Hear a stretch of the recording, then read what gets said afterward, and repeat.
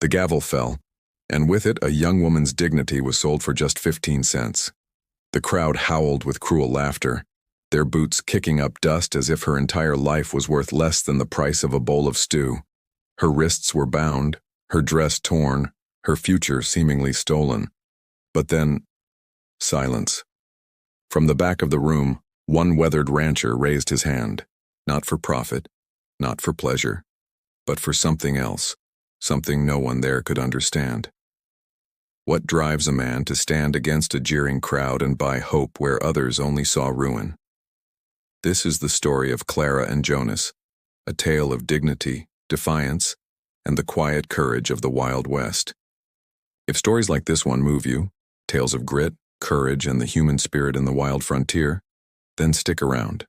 Go ahead and tap that like button, subscribe if you haven't already, and share this story with someone who loves a good Wild West legend. It helps keep these forgotten voices alive, and it means the world to us. The sound of the gavel cracked through the hot afternoon air like a bone breaking. Sold, to the gentleman in the back, for 15 cents. That was the price they put on Clara's life. The crowd roared with laughter. Boots stomped against the dusty boards of the platform. Some spat tobacco into the dirt.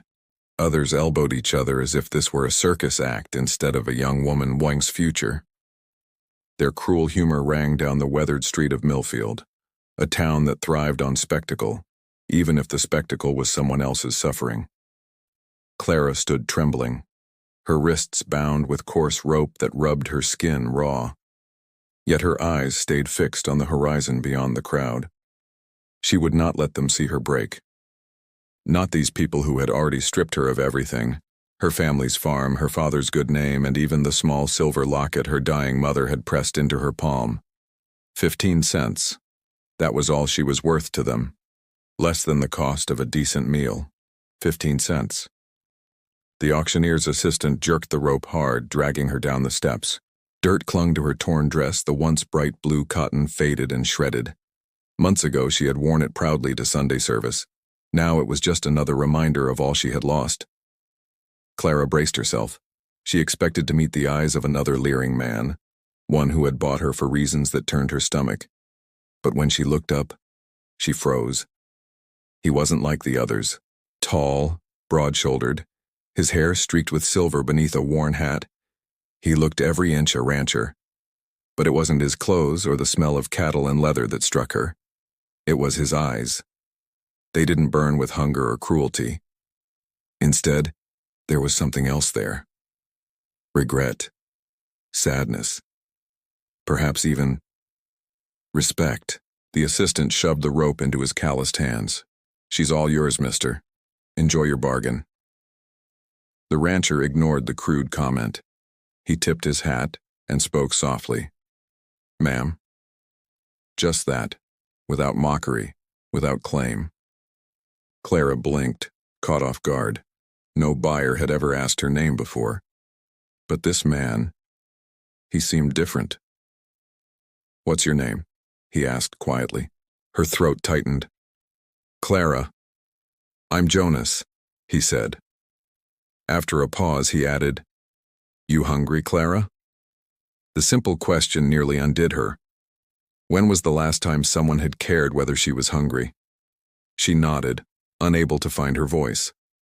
Jonas guided her toward a modest wagon waiting nearby. Two sturdy horses stood ready, their ears flicking against the summer flies. He handed her a blanket and offered dried bread and meat, more food than she had seen in weeks. As they moved away from the auction block, the laughter of the crowd faded into whispers. Fool, waste of money. Words trailed after them like dust in the wind. But there was something else in those voices too. Disappointment. Disappointment that Jonas had robbed them of their entertainment. The wagon creaked westward, rolling over dry prairie grass as the afternoon sun began to sink. For miles, silence hung between them. Clara clutched the blanket, trying to reconcile what had just happened. Finally, she spoke. "Why?" Jonas kept his eyes on the trail. "Why what? Why bid at all? Everyone else walked away. You could have let me." Her voice broke. She didn't finish. They both knew what would have happened if no one had claimed her. Jonas's answer was simple. Didn't seem right? Clara frowned. That couldn't be it. Men didn't spend money, even 15 cents, without expecting something in return. What do you want from me? She asked. Jonas turned his head then, and for the first time she saw it clearly.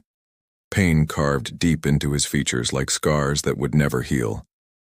I want you to have a choice, he said. When we reach my ranch, you can stay and work for fair wages. Or I'll help you get wherever you're trying to go. Your decision. Clara stared at him. Nobody did that. Nobody bought someone just to set them free. You're lying, she whispered. No, ma'am, he said firmly. I'm not. For a long moment, only the creak of the wagon filled the silence. Jonas's voice, when he finally spoke again, was heavier. My sister was sold at an auction like that, 15 years ago. I was too young, too poor to stop it. I've been looking for her ever since. The words sank deep into Clara's chest. Against her will, she felt something stir, something dangerously close to hope. But before she could speak, a sound broke the stillness. The low rumble of hooves. Dust rose on the horizon behind them, and the shape of riders began to form. Jonas's hands tightened on the reins. His entire body went rigid. Clara felt a chill creep down her spine. The auction was over, but the fight for her freedom was just beginning.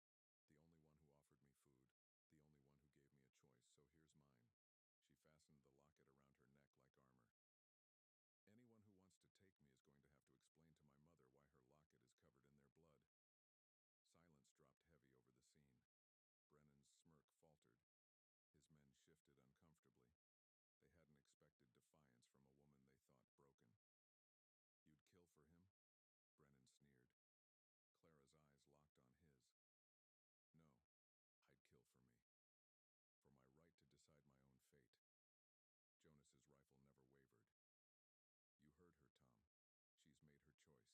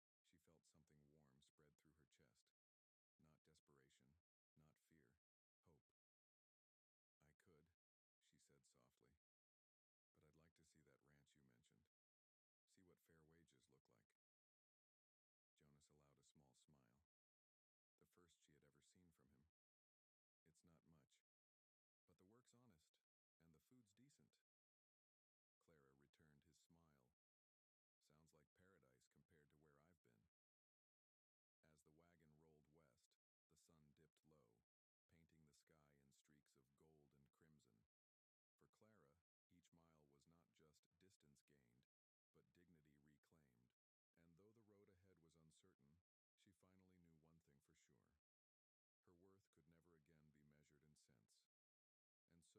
dignity over despair, and Jonas chose compassion over silence.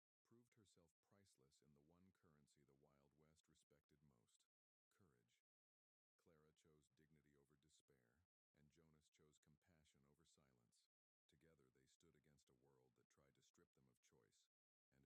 to strip them of choice, and in doing so they lit a spark that no amount of cruelty could snuff out. Stories like Clara A.S. remind us